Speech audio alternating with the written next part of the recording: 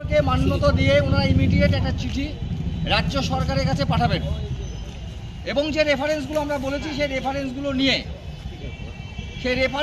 নিয়ে ওনারা জেলা পরিষদকে যতটুকু করার করে নেবেন, এটা নিয়ে কোনো সন্দেহ নেই।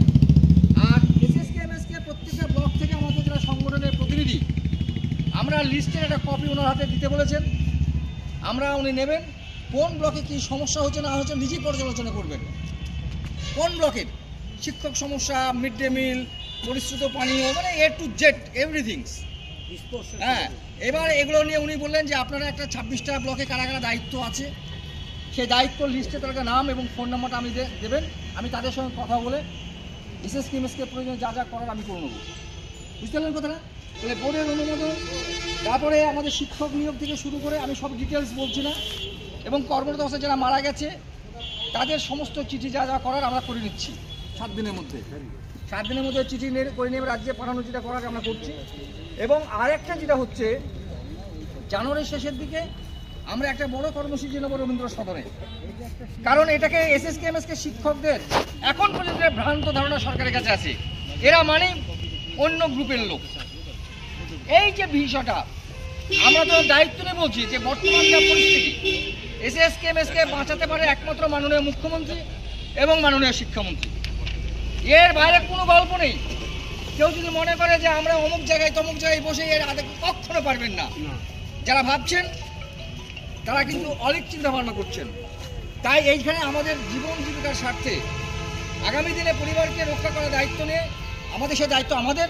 অথবা সেখান থেকে একটা কর্মসূচি আমরা জানুয়ারির শেষে বা ফেব্রুয়ারির 5 থেকে আমরা রবীন্দ্র সদনে নেব।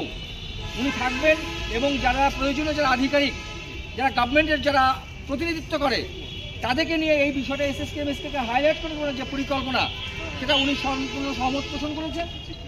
সেটাকে আমরা থাকবো। আপনারা আশা করছি আপনারাও সেখানে সাহায্য সহযোগিতা করবেন বা আসবেন। স্পোর্টসের উপর একটা কথা বলা হয়েছে। এসএসকে তো প্রাইমারি লেভেলে হচ্ছে।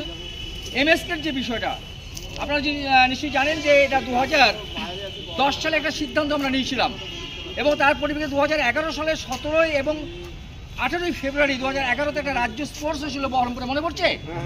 সে রাজ্য স্পোর্টসে কাকে নিয়েছিলাম? রাজ্যপালকে। মনে পড়ছে যে আনন্দবাজার পত্রিকা 18 ফেব্রুয়ারি পত্রিকাতে একটা কি বেরিয়েছিল, ছবি, তাই না? তো সেখানে হাইলাইট করতে চেয়েছিলাম এসএসকে পশ্চিমবাংলায়। এটা প্রয়োজনীয়তা আছে, সেই প্রয়োজনের নিরিখে এই বিষয়গুলোকে নিয়ে আজকে আলোচনা হয়েছে। আমরা একটা বড় প্রোগ্রাম করতে চলেছি এবং রাজ্য পর্যায়ের 22 তারিখে আমরা বসছি কলকাতায়। 22 তারিখের পরে আমরা জানাবো আমাদের রাজ্য পর্যায়ের সিদ্ধান্তটা কী হচ্ছে। এখন প্রশ্ন হচ্ছে, দেখুন আমরা মনের ভারে ভারাক্রান্ত হয়ে পড়েছি।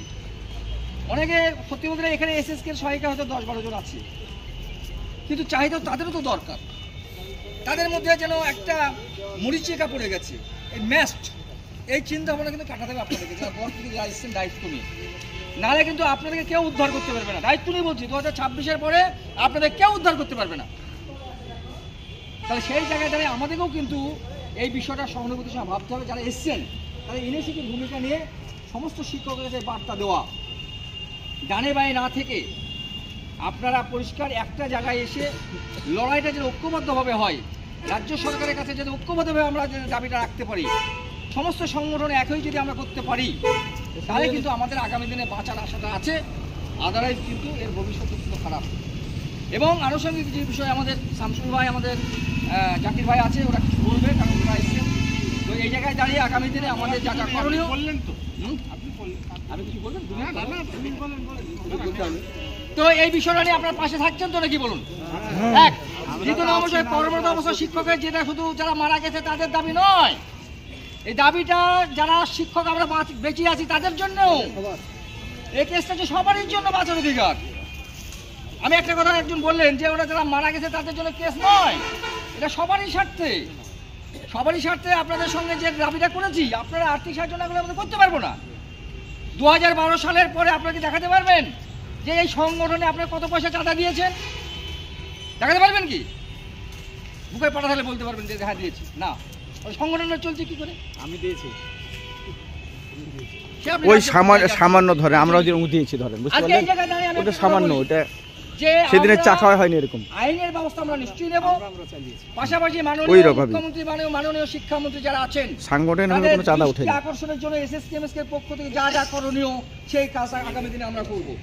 এটা নিয়ে যদি আপনাদের কোনো ন্যূনতম যদি বলে বিরোধিতা থাকে তাহলে আমি অনুরোধ করব ওই বিরোধিতায় না গিয়ে আপনারা সকলে এসে আজকে আমাদেরকে সাহায্য সহযোগিতা করুন। দেখি না কি লড়াইটা দিতে পারি আমরা, কারণ প্রথম থেকে তো আমরাই তো ছিলাম, না আপনারা ছিলাম, একই জায়গায় তো ছিলাম।